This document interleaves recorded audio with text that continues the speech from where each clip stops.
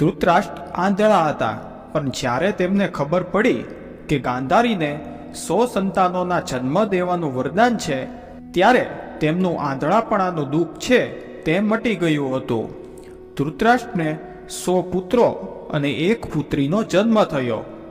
કુરુક્ષેત્રમાં તેના 100 પુત્રોના મૃત્યુ થયા. એક પિતા માટે આનાથી મોટી બીજી દુઃખની વાત કઈ હોય કે તેણે તેના 100 પુત્રોનો શોક મનાવવો પડે.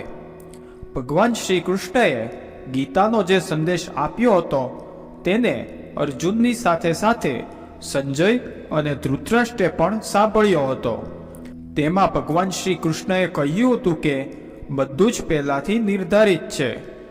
આ સંસારમાં દરેક વ્યક્તિને તેના પૂર્વકર્મોની સજા ભોગવવાની હોય છે. ધૃતરાષ્ટ્રને તે વાત યાદ હતી.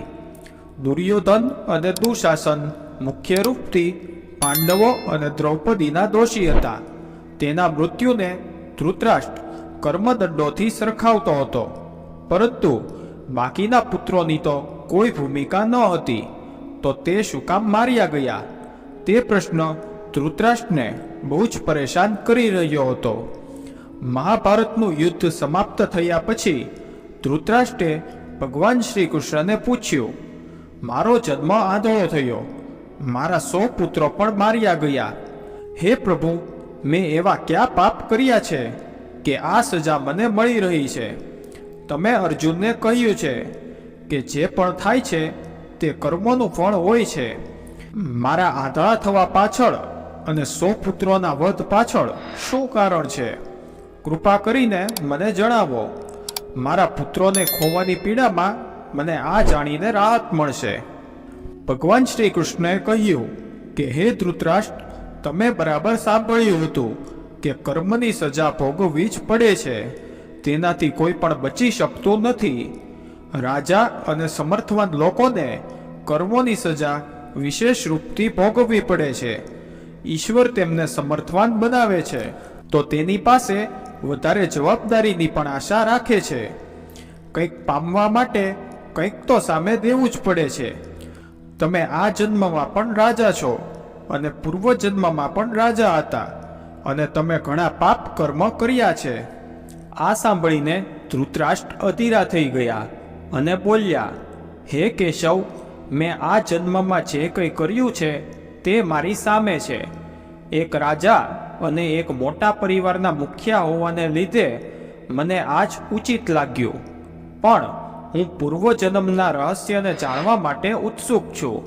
કૃપા કરીને એ રહસ્ય ખોલો કે એવું કયું પાપ હતું કે હું પણ આંધળો બન્યો અને મેં મારા 100 પુત્રો પણ ગુમાવ્યા.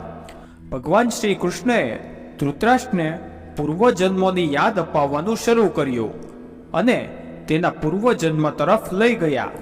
ભગવાન શ્રી કૃષ્ણ બોલ્યા, હે ધૃતરાષ્ટ્ર, પાછલા જન્મમાં પણ તમે એક રાજા હતા અને તમારા રાજ્યમાં એક તપસ્વી બ્રાહ્મણ રહેતો હતો. બ્રાહ્મણ પાસે હંસોનું એક જોડું હતું, જેને 4 બચ્ચા હતા. બ્રાહ્મણને તે હંસો સાથે સંતાન જેવો પ્રેમ હતો. એકવાર બ્રાહ્મણને તીર્થયાત્રા પર જવું હતું, પરંતુ હંસોની ચિંતાને કારણે તે જઈ શકતો ન હતો. તેણે પોતાની આ ચિંતા એક સાધુને સંભળાવી, તો સાધુએ કહ્યું કે તીર્થમાં હંસોને બંદી બનાવીને હંસોનો આગળનો જન્મ શું કામ ખરાબ કરો છો? રાજા એ પ્રજાપાલક હોય છે. તમે અને તમારા હંસો બંને રાજાની પ્રજા છો. આ હંસોને રાજાના સંરક્ષણમાં રાખીને તમે તીર્થયાત્રા પર જાઓ. ભગવાન શ્રી કૃષ્ણએ આગળ જણાવતા કહ્યું કે તમે એક પ્રજાપાલક રાજા હતા અને તે માટે બ્રાહ્મણને આ વાત સારી લાગી. તે તમારી પાસે આવ્યો અને તેની બધી જ પરેશાની તમને કહી, અને તમે બ્રાહ્મણ જ્યારે તીર્થયાત્રા પર જઈને આવે ત્યાં સુધી હંસોની રક્ષા કરવાનો સ્વીકાર કર્યો.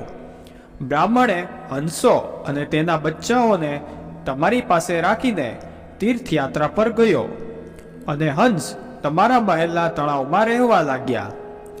તમને એક દિવસ માંસ ખાવાની તીવ્ર ઈચ્છા થઈ અને તે સમયે તમે તમારા મહેલના બગીચામાં ફરી રહ્યા હતા. તમારી નજર હંસો પર પડી. તમે વિચાર્યું કે બધા જ જીવોનું માંસ મેં ખાધું છે, પરંતુ હંસનું માંસ આજ સુધી ખાધું નથી. તેનો સ્વાદ કેવો હશે? તમે આ વિષય ઉપર વિચાર કરતા રહ્યા અને હંસનું માંસ ખાવાની ઈચ્છા તીવ્ર થઈ ગઈ. આ ઈચ્છા તમારી ચરમસીમા સુધી પહોંચી ગઈ અને તમે ખુદને રોકી શક્યા નહીં. તમે હંસના 2 બચ્ચાઓને મારીને ખાઈ ગયા અને તેનો સ્વાદ તમને ખૂબ જ ગમ્યો. આ સમયમાં હંસના એક કરીને 100 બચ્ચાઓનો જન્મ થયો અને તમે એક કરીને બધા બચ્ચાઓને ખાઈ ગયા અને અંતમાં હંસ સંતાનહીન થઈ ગયો અને આ દુઃખમાં તેનું મૃત્યુ થયું. થોડા વખત પછી બ્રાહ્મણ તીર્થયાત્રા પરથી પાછો ફર્યો અને તમને હંસો વિશે પૂછ્યું. હંસ તો તમારા લાલચના કારણે બલી ચડી ગયો હતો અને પ્રજાપાલક રાજા એમ કેવી રીતે કહી શકે કે તેણે તેની પ્રજાની સંપત્તિને લૂંટી ખાધી? તે માટે તમે બ્રાહ્મણને કહ્યું કે હંસ બીમાર થઈને મરી ગયો. બ્રાહ્મણ તમારા ઉપર સંપૂર્ણ ભરોસો કરતો હતો અને તેણે તમારી વાત માની લીધી અને વિલાપ કરતા કરતા ઘર તરફ ચાલ્યો ગયો. મહારાજ ધૃતરાષ્ટ્ર, તમે હંસના બચ્ચાઓને ખાઈ ગયા અને ઉપરથી ખોટું બોલીને એક સાથે ઘણા અપરાધ કર્યા. તમે તીર્થયાત્રા પર ગયેલા બ્રાહ્મણ સાથે વિશ્વાસઘાત કર્યો, જેણે તમારી ઉપર આટલો બધો વિશ્વાસ કર્યો હતો. તમે પ્રજાની ધરોહરમાં ચોરી કરીને રાજધર્મનું પાલન પણ કર્યું ન હતું. લાલચમાં તમે હંસના 100 બચ્ચાઓને મારીને ખાઈ ગયા, જેને તમે જ આશરો આપ્યો હતો. જે 2 સહાય હતા જે તમારી પાસે આશરો લઈને આવ્યા હતા, તેને જ તમે મારીને ખાઈ ગયા. હે રાજન, આ એક ઘોર પાપ છે અને તેના કર્મોની સજા તમને મળી છે. જે રીતે તમે લાલચમાં હંસોના 100 બચ્ચાઓને માર્યા, એવી જ રીતે તમારા 100 પુત્રો પણ લાલચમાં પડીને માર્યા ગયા.